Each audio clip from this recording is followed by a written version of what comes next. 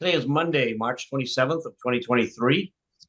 This is the Select Board meeting, and so we'll call the meeting to order. Pursuant to Chapter 20 of the Acts of 2021, on June 16, 2021, former Governor Charles Baker signed into law an act extending certain COVID-19 measures adopted during the state of emergency. This act includes an extension until March 31st, 2023, of the remote meeting provisions of March 2nd, 2020. The executive order, the March 27th, 2023 Select Board meeting will be conducted via remote participation by the board, and we will grant permission to Westwood Media Center to record the meeting and ask if anyone else wishes to record the meeting. Seeing none, the first thing that we have tonight is that Mr. Gotti is unable to attend because of a personal matter this evening, so I have the luxury or the privilege of taking over his chair this evening. So as far as the chair's update, first let me give you an update on the annual town meeting. The election will be held on Tuesday, April 25th, 2023. Are important dates to remember. First, I will just tell you today that we've been informed by the town clerk that the vote by mail ballots have arrived in the town clerk's office, and the staff will be processing all requests received, and you should expect your ballot by the end of the week.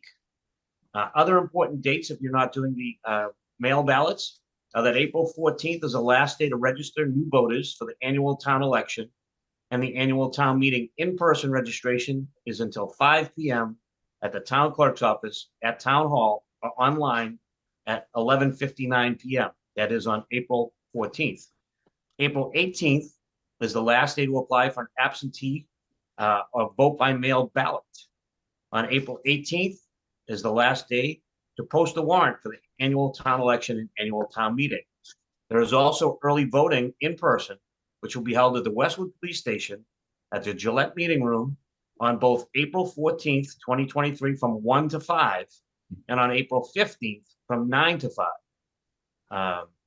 There is, of course, the old-fashioned way, which many of us still do, and that will be by voting on Election Day. That is April 25th. All residents will vote at Westwood High School Gymnasium.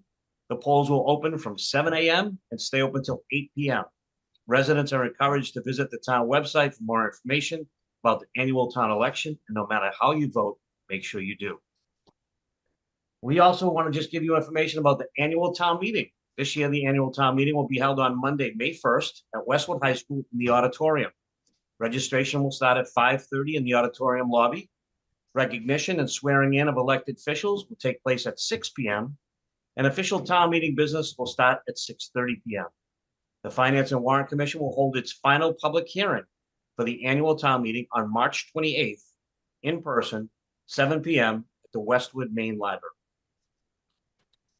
Moving along to our scheduled action, we have a local action unit application, and we have Nora here to talk to us about the affordable housing unit on School Street. Nora, would you like to take it away? Sure, thank you very much. So we have an application we need to submit to the Department of Housing and Community Development. It's a local action unit application for a single family home on School Street that was recently acquired by the Westwood Affordable Housing Associates Incorporated. They acquired the unit with funds that they had received through a donation. There was two donations actually that were related to planning board approvals, one for the homes at 45, open space residential development, and one for the Fox Hill Village assisted living expansion. They then renovated the property with funds that were granted by town meeting last May. I think it was Article 4, the granted town meeting funds. So those are the local actions that make this property eligible for approval as a local action unit. If the Department of Housing and Community Development grants approval of this application, the property will be restricted for affordable housing for a single family unit, and it will be eligible for listing on our subsidized housing inventory. So this same application was reviewed by the Housing Partnership and Fair Housing Committee. They had a meeting on March 9th, and the partnership voted unanimously to authorize their chair to sign the local action unit application. And they also voted unanimously to recommend that the select board authorize its chair to sign the application. So if you're willing to do that, we will get this application into the Department of Housing and Community Development. And then once they grant approval of the application, we'll be back before the board to request authorization of a a regulatory agreement to restrict the unit for affordability. So Mary Ann, any questions? No, I already heard this presentation through the Housing Partnership meeting. So I've heard Nora present on this, and I'm ready to make a motion.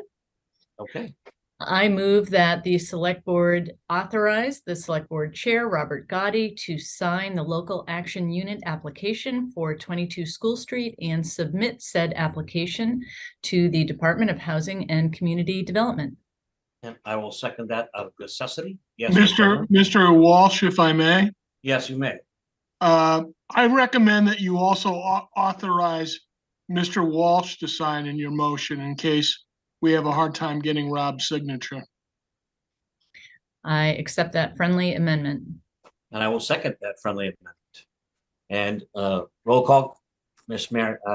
LeBlanc Cummings, Aye. and I vote aye as well. Thank you, Nora. Thank you, very folks. much. Thank you, Thank Nora. you. Next, we have our 2023 annual town meeting article discussion. Potential vote to amend, accept, or remove articles. So we have presented with several articles for the annual town meeting and include in our packet. And we have, let's see, we have a total of 13 budget items. And we also are looking to remove an article as well. So, Chris, do you want to just lead the discussion on this real quick? Sure. As far as the items that we've discussed before, I don't know if Stephanie would, if she wants to share anything, but budget items 1 through 13 have not changed from the last time Stephanie made her presentation. Select Board 1 is what Select Board 1 and 2, the board has previously voted on. And the miscellaneous article, our recommendation right now is for the board to remove that. Okay. And so, the motion is to remove select board article number 7.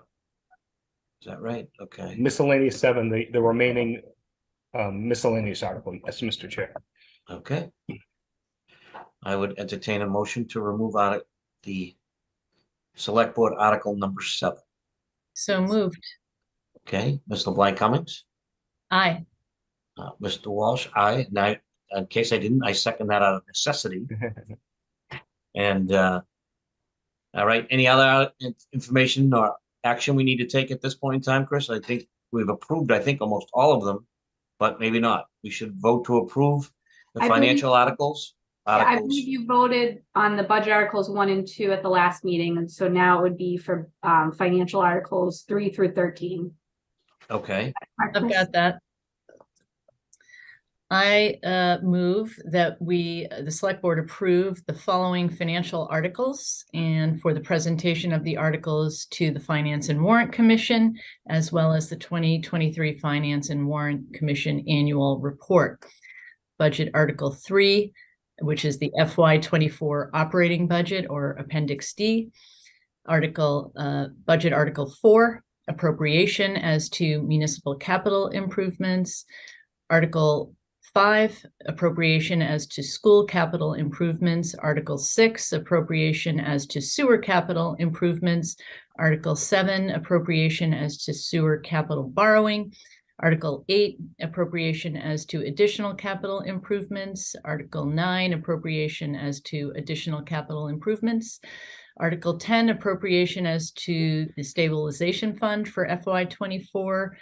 Article 11, appropriation as to the OPEB liability trust fund for FY24.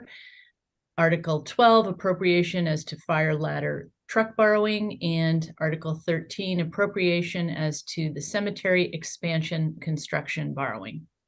okay, and I will second that out of necessity. Ms. LeBlanc Cummings, Aye.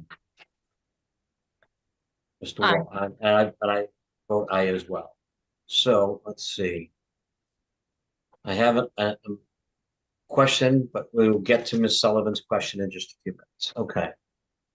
Next up, we have under new business, we have the fourth quarter funds release of capital. So the select board is here to release the fourth quarter funds that were approved at the town meeting last year for FY23. The capital to respective departments. We have a municipal, The fourth quarter release is $58,750. For schools, we have $497,000. And for a total of $555,750. The request is to release that money for the fourth quarter, totaling, as I said, $555,750 to the various departments. I would entertain a motion. Cummings. I move that the select board approve the release of the fourth quarter FY23 capital totaling $555,750 to the various departments contingent upon all procurement procedures and checklists being fulfilled. And I will second that out of necessity. Ms. LeBlanc Cummings? Aye. And I vote aye as well. Okay, and the last thing that we have on our agenda before heading into our executive session will be the approval of the regular meeting minutes. Do we want to hold that till, or is it okay to proceed, without Mr. Gotti here? That's at your discretion as chairman, Mr. Okay. Walsh. And I say let's approve them, Mary Ann. Rob generally doesn't have very many changes. Even if he does, he can always come back and revisit it. So I'll entertain a motion to approve the regular meeting minutes of March 13th, 2023. So moved. And I will second that out of necessity. Ms. LeBlanc Cummings? Aye. And I vote aye as well. That concludes our business. We do have two things. First, we have a question from the public and press. And I see that in the chat, we have Kathy Sullivan of 283 Farm Lane. Has the completed Westwood Fire Department operational study been delivered to the town? The answer to that first question would be not to our knowledge, and I believe they said it would be produced at the end of May. When and how will the residents be able to see the results of the Mr. Chairman, I feel compelled to warn you, this is not on your agenda. Okay. And discussing it could bring an open meeting law violation. So Okay. I would urge you to tell her that it will be on a subsequent agenda where you can discuss it more freely. Okay. I think then, sorry, Ms. Sullivan, I think that is the answer that I must provide to you. So we will put this on our agenda for a future meeting. And if there are any other questions, you're welcome to bring it to the attention of the select board, and we will try to put those on our agenda for the future as well. All right. The select board will be going to executive session this evening to discuss two issues. The first, pursuant to Mass General Law, Chapter 30A, Section 21, subsection A, subsection 3, to discuss the strategy with respect to collective bargaining for union personnel, specifically the United Food and Commercial Workers Union, Local 1445. And the second, pursuant to Mass General Laws 30A, Section 22, subsection F, subsection G, to comply with the general law for review of executive session minutes, both of which would have a detrimental effect on the positioning body if it were discussed in open session. So I would entertain a motion to adjourn into executive session for the aforementioned reasons. Before we do that, Mike, are we going to mention our next meeting date before we sign off? Yes, I usually do that after the motion. Terrific. So moved. Okay. And I will second that out of necessity. Ms. LeBlanc Cummings? Aye. I vote aye as well. Our next meeting will be next Monday, April 3rd at 6 o'clock. And because at this time there has nothing, we do not have an assignment or a continuance by the legislature as of this hour. I must tell you that it could be either in person at the Gillette meeting room at the Westwood Westwood Police Station, or we could be right back here on Zoom if the Commonwealth extends the meeting provisions. Mr. Please Chair? check. Yes, sir. I was told informally this afternoon that late this afternoon, the governor signed the bill, but I've not seen any written confirmation of that. Okay. Thank you, Attorney Ahern. And so until we see that, we're still going with the same question. And I'd see, before we close out, again, there are two things.